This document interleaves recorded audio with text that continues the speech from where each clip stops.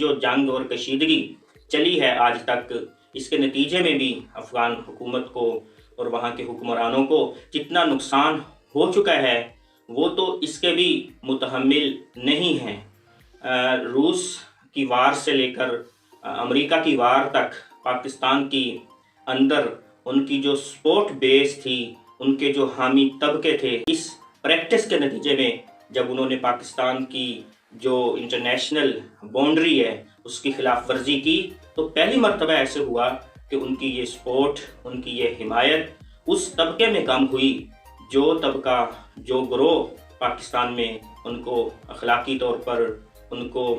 سفارتی طور پر اور مشکل حالات میں مالی اور ہر اعتبار سے تعاون کرتا تھا۔ پہلی مرتبہ سوشل میڈیا پلیٹ فارم سے یہ بات مشاہدے میں آئی کہ ان کی طرف سے بھی ان کے اس عمل کو تنقید کا نشانہ بنایا گیا۔